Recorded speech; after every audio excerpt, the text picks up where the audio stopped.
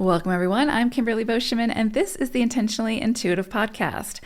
I don't know how we got here, but September has arrived. So this year has seemed to go by really, really quickly, but here we are in September. And so we're going to take a look at the individual life path numbers, the forecast for September 2023 in this episode. Before we get into that, this, of course, is a general reading. If you would like a personalized reading, please book some time with me. My information is in the description box below. I would love to take a look at your personal numerology and let you know what I see. All right, let's go ahead and get into it. Life path number 9. So you all are working with the energy of the 7 this month, as well as the energy of the tortoise. So we have the animal wisdom message coming through from tortoise. So there's definitely something here with tortoise energy and the 7 energy for slowing things down and greater self-reflection, greater self-discovery. This can be a month, if you want it to be, where some of the bigger questions to your life, to your purpose, to your direction could come in quite clearly. So you could gain a lot of clarity in those areas. Anytime we're in a 7 cycle, the veil is sort of thin. And so again, those questions to the, or those answers to the bigger questions can come in. It doesn't always come in the way we expect it to. It doesn't always look the way that we would expect it to. And so what I would say is be very open to what presents itself to you this month. As a life path 9, of course, that's typically an energy that's very connected or very open to the higher self, the higher consciousness at some point through the journey. So this isn't necessarily an energy that you would be unfamiliar with, but it definitely makes things a little bit more potent when it comes to, again, kind of exploring that more spiritual side of yourself, getting reconnected or connected to your inner self, right? Like your soul, your higher consciousness. So with tortoise energy, there's definitely, you think about tortoise and he kind of carries his home with him. And, it's kind of this energy of like, home is where the heart is type thing.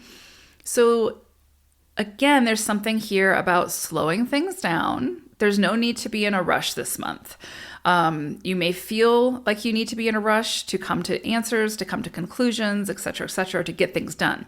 This is a month for slowing things down and for really taking in your environment, observing, getting in tune with yourself, coming back to yourself, and really not only that sort of self-reflection and getting reconnected in the areas that you might feel disconnected in, but even self-soothing.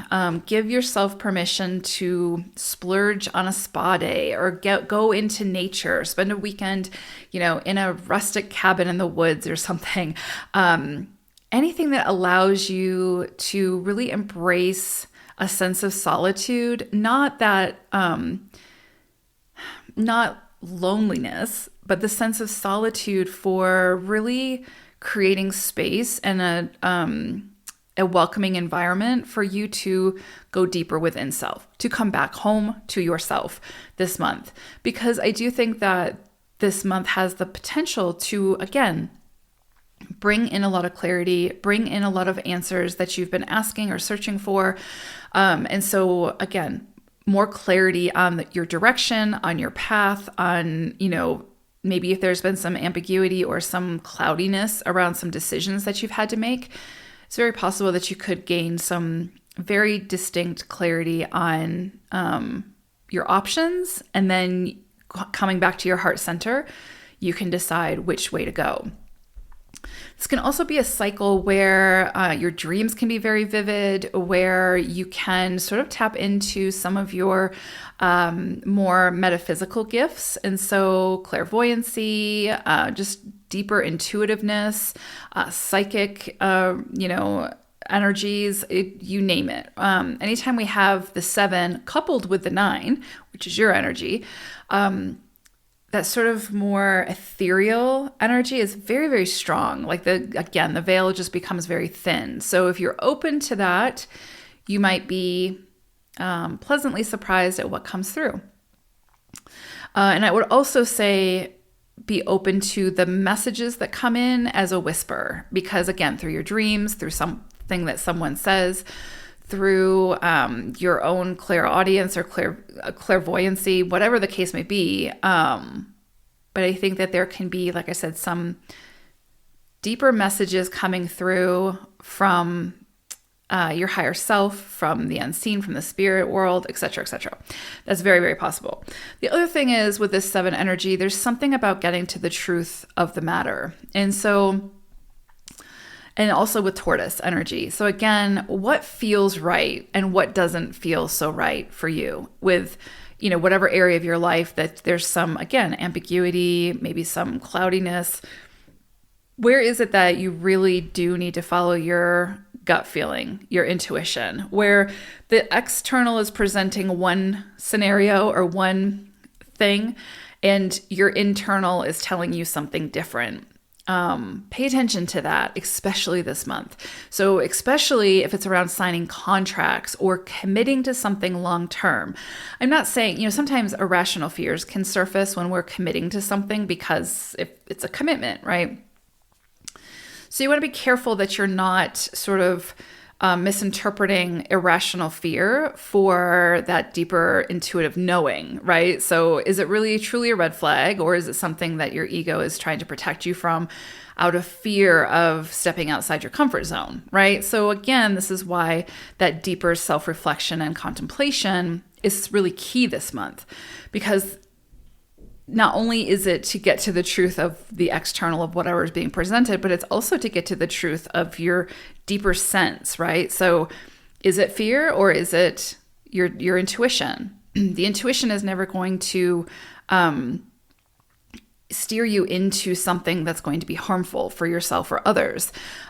Is it going to steer you outside of your comfort zone? Yeah, pretty much likely.